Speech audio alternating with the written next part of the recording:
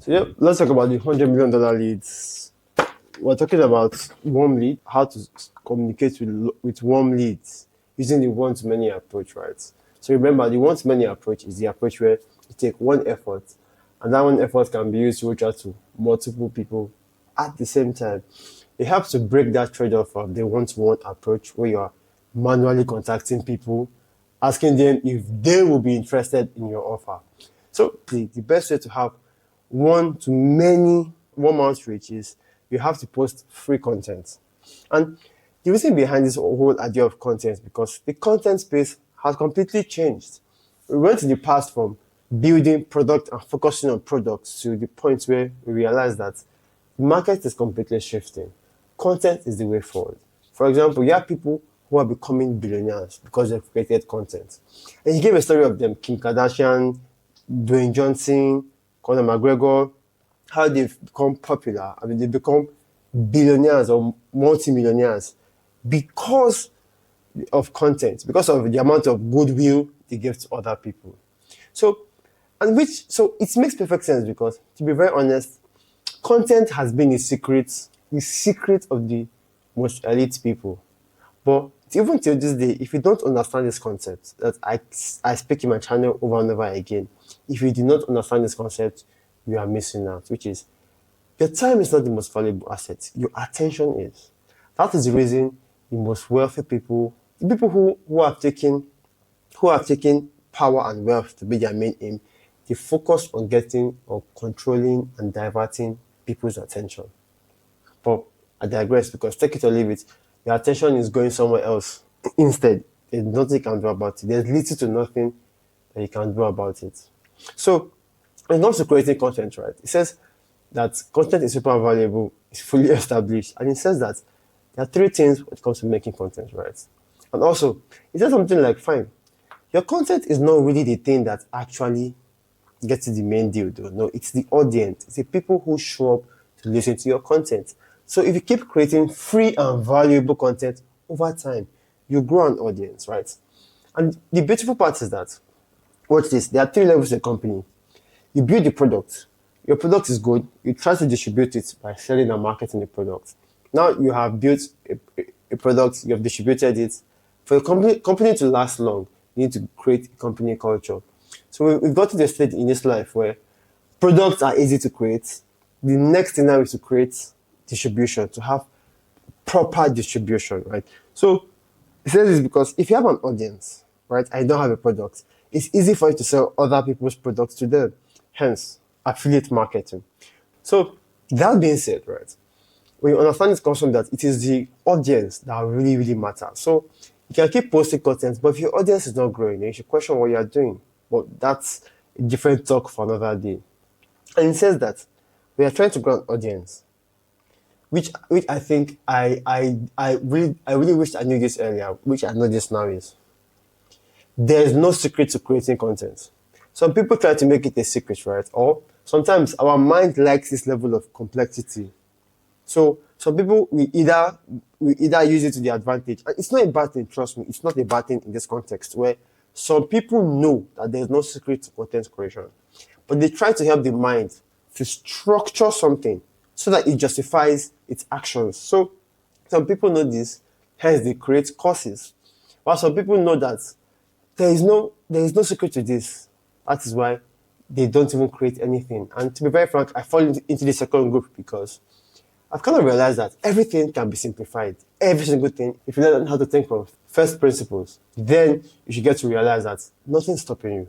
Really, everything can be broken down to its foundational and to its basics. So back to it is there's no secret to it. Aim to create content. Now, when you aim to create content, you have three objectives, right? When it comes to creating content, broad objectives. Your first one, you have to hook their attention because without hooking their attention, there's nothing else moving down the line. Although, to be very, very honest, I barely do this because I'm going somewhere. You have to hook the attention, you have to retain the attention, and you have to reward the attention, right? But let me give you a reason about the hooks. Now, on the hooks, you can either use some topics, right? Or headlines, or the way you format your content. So I'm going somewhere. There's a reason I really don't use hooks, right? Well, I will start using hooks very, very soon, but I'm going somewhere. The reason I don't use hooks is if you ever look at the books that have lasted the longest, right? Just realize is it has more to do with the depth than the shallow stuff. I'm fully aware that yes, I should also get the shallow stuff, which I really feel like I will do later down the line. But until I get there, I rather discuss things that are deep and valuable. I take the audience down the path of making them understand the concepts more than trying to hook their attention. Because I know that if I can get a very few people, and I've seen this thing play out over and over again, where people with zero edits and not having hooks left and right, they are doing well. And the key thing is to create content that people will share, because it is that sharing that does the real job. And he confirmed this where when you speak to people, they are strangers, right? If you're intentional about growing your audience, you have to speak to strangers, and speaking to strangers will help you because they would help you share your content further, which I too personally believe in that philosophy, create for strangers. So first, I said hooking attention, right? The first thing is the topic. The topic you choose is super important. You can choose topic from the past because you want to obtain principles from them. You can take principles from recent past, that is activities that happened like a week or two ago, very recent. Maybe as at this video, the trending topic right now is the US election and who won. I'm not to discuss that right now because people have opposing views. But I'm always okay with whoever wins. I feel my mentality is whoever wins an election, we should be able to work with that rather than feeling like, oh, if the person I want to not win, then I should be pissed. But that's by the corner.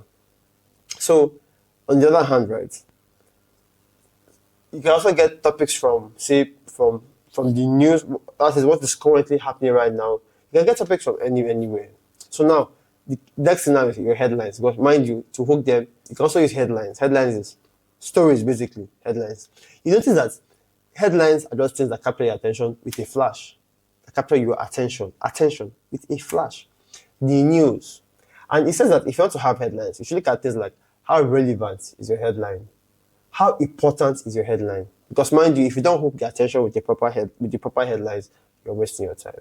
On YouTube, the thumbnails and the titles. Despite the fact that it may sound shallow, but it is very, very important. I think that's why Mr. Beast said, if you're on YouTube, you should track only two metrics. Click-through rate, that is how good is your thumbnail and title, and watch time. How good are you at taking them down the story? That is retaining their attention. If you can retain their attention very well, you're good. You're very much good to go. So, on the other hand, is you can also use topic headline format. So formatting is when you go to every single platform, right? Every platform was built and intended for something. So the way you format your content is super important. Format has to do with portrait landscape mode. What kind of audience is there? The kind of post you make on Twitter is not the same kind of post you make on LinkedIn. Nobody's going to LinkedIn to look at meme posts. If you post it, they might smile, but when you're out there looking for jobs, you most likely may not be the first person you're looking out for. So I think I discovered this, although people reacted to some memes that I uploaded, but I kind of felt like we have to respect each platform. So and he has this thing where he does this picture of him on Facebook, him on LinkedIn, him on Twitter, him on Instagram, or him on the dating app. You have to look different. On the dating app, you are there to showcase your maybe physical traits and social status pictures. If you're on LinkedIn, you're there to showcase your professional side of you. If you're on Instagram, you may want to show your much more human side of you. And if you're on X, well, just show yourself regardless of what you want to do. So it's almost like the concept of framing. You have to frame yourself in the appropriate way. Then, if you have been able to cross that part, right? Whatever method you want to use, whether a very nice topic, a very nice headline, or the very nice formatting. Your next thing now is, if you can use any of them to hook the person's attention, the next thing now is to retain the attention, right? So to retain the attention is when you hook the attention first, you're making a promise. You're making them ask questions in their head like, you're having this, you're trying to pick some level of curiosity. So you want to guide their attention throughout your content. that is where retention comes in. Although these days there's been retention to excess retention edits, because they are trying to get people's attention to as much as possible. So they've done over edits to the point where it's pretty obvious that the dopamine in people's heads are completely fried. And it's to the disadvantage of the people, because they might enjoy it now, but right now we have like ADHD flying through the roof to the point where I think they have social media induced ADHD, and it's insane. It's wild. That's why these days I rarely use social media, and it's not a way of looking down on people, but it's just a way of, it's like sugar basically. See the fact that everybody loved sugar. Sugar was like one of the best things that happened. Now, all of a sudden, the whole world is slightly turning against sugar. While the world is turning against sugar, the elite, the matrix, is creating a new thing, which was social media. But now, on to the next one. They're creating a new thing that is addicting. But it will take time before we know the consequences of these things that they are bringing. So that's why I rather take a sugar drink that is low sugar and take a zero sugar drink, but it tastes like it's sugar. I feel those things are much more dangerous. So I digress. So you have to retain their attention, right? You made them a promise on the topic or the headline. And then you have to use two things. You can use two things to retain their attention. You can use lists. Lists are, okay, fine. You made a promise, right? And then if you're with a list, you are giving the person the items on that list that they can have that are very valuable to them. So for example, if you make a video that says 5 ways for you to earn $1,000 per day, you have to list out 5 ways for you to get $1,000 per day. Newsflash, most of those things are clickbaity, or they are things that they have not even tried out themselves, so they don't have the full picture. The second aspect is you can use steps, because steps are mostly done in a very, very ordered manner. So it will help to retain the person's edits, because if he really likes the topic, the headline you gave to him, and with steps, he has to consciously follow all of the steps if he wants to get the reward. So now it's, with that reward is, steps towards creating a company in maybe California or something, or whatever state you are. The steps have to be followed in a very, very orderly manner. It will also help to retain the edits as compared to lists, because lists, the person can click off at any time and say, okay, fine, I've gotten the gist, or this list is crap. That is why you have to be very careful when you're doing things like this. But as for the steps, right, you could use, what do you call it? The person has to wait to the end, because he has to get the real deal from the content. Now, the last part is you have to satisfy their attention. That is giving them the reward.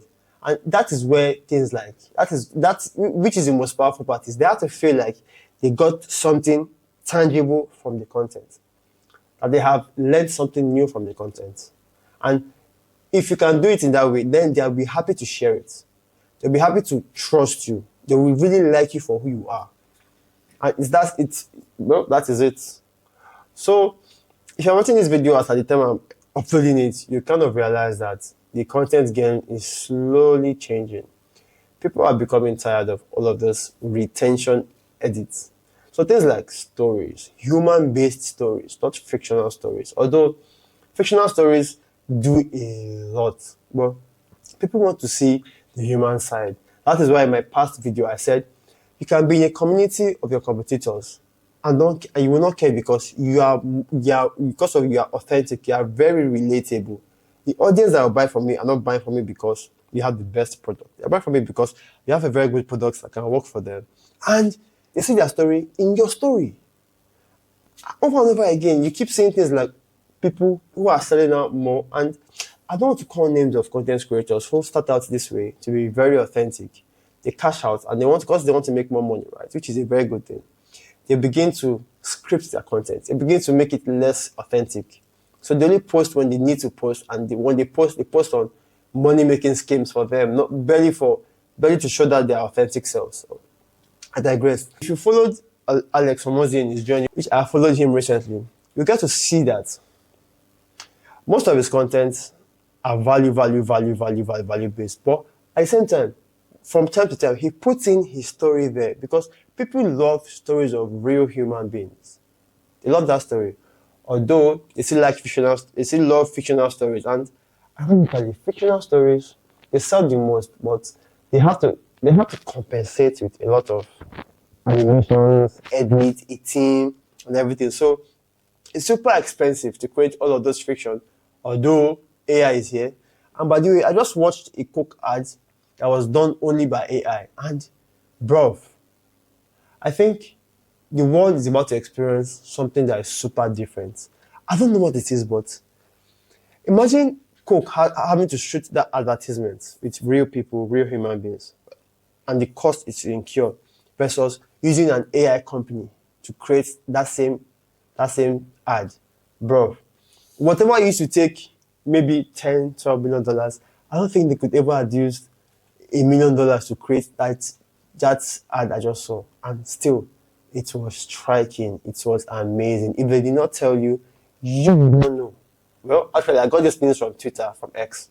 I'm not fact checked it, but the video I saw and the claim was generative AI was amazing.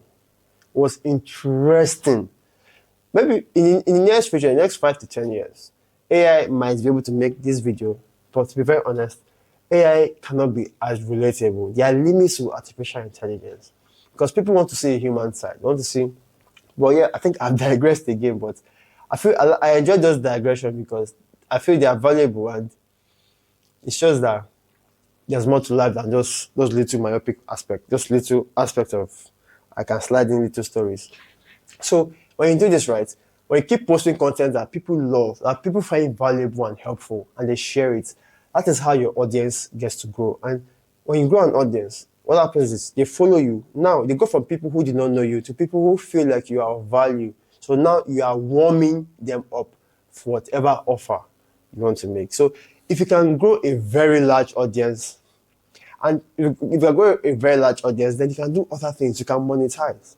And although monetization will come in later in the book, but I'd like to discuss monetization because I don't necessarily think that you have to monetize via social media. You can monetize in multiple methods. You can even have an online audience and monetize an offline business. Some content creators are doing that. They have an online attention space, right, quite all right, to get people. But in reality, that experience in person is what people are looking out for. I think that this content creator, this salty guy, who to some very extent got good connections. People pay him ridiculous amounts of money to have that experience. People fly him. That's how crazy it is. If the content game should not just be seen as a place to get customers, should be seen as the new age, basically, because you have people who are barbers. They cut hair. Some people see their post on social media, fly them out of the country to cut the hair of some rich dude. People watch content.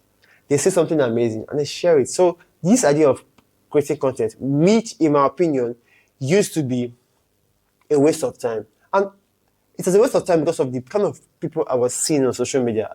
Yes, I saw a couple of advice here and there, quite all right. But to me, I thought the people who were obviously cashing out were influencers.